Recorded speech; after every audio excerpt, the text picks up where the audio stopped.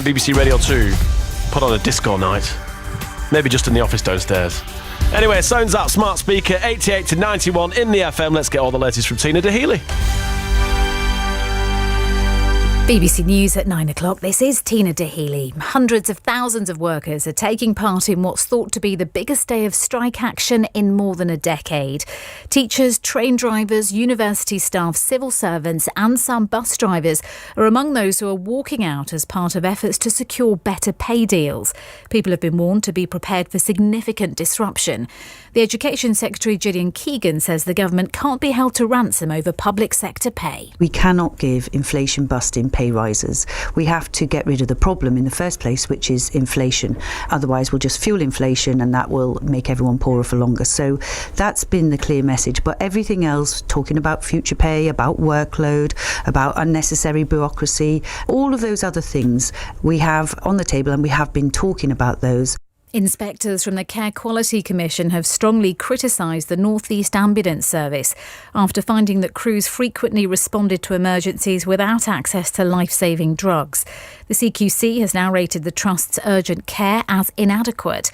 Ambulance officials said they'd faced a year of unprecedented pressures. Newsnight's UK editor Seema Katecha says she's been speaking to whistleblowers from the service. It's been facing some serious allegations that it's been covering up mistakes and not always disclosing documents to coroners and families.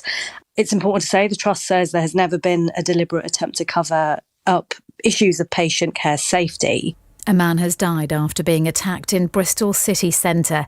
Police say they were called to reports of a stabbing in Castle Park yesterday afternoon.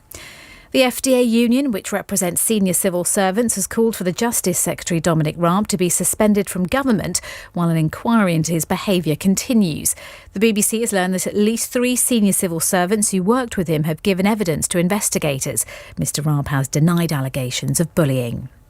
The consumer group Which says it's discovered big differences in the amount of caffeine in cups of coffee sold at different high street cafes.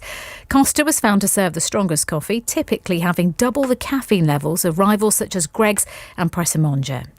A tiny radioactive capsule that was lost on a road in Western Australia last month has been found.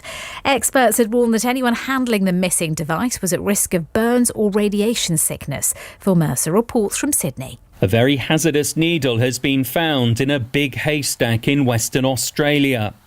The radioactive capsule fell off a lorry somewhere on a 1,400-kilometre stretch of Western Australia's Great Northern Highway. It was recovered by nuclear specialists and emergency services personnel near the town of Newman, north of Perth.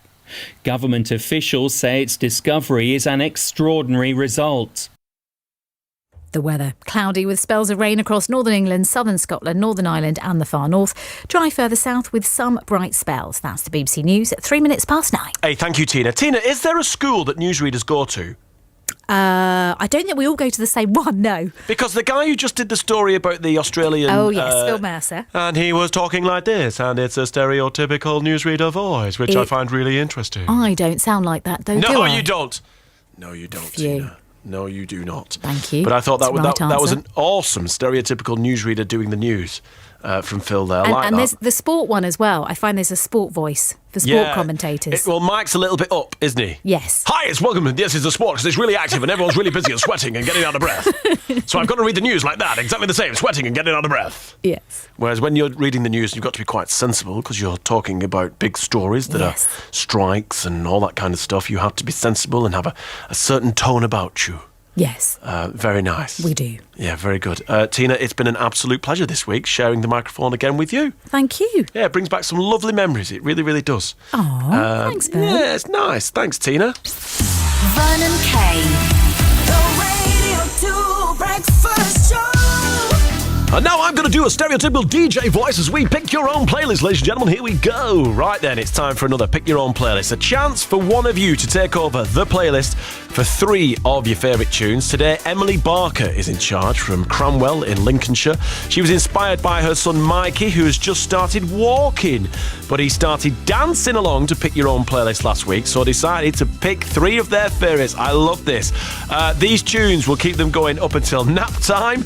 We think that Mikey's nap time is coming up very, very soon, and it will be after these 3 tunes. So Emily and Mikey, this is Pick Your Own Playlist. Enjoy, kicking off with the Beatles.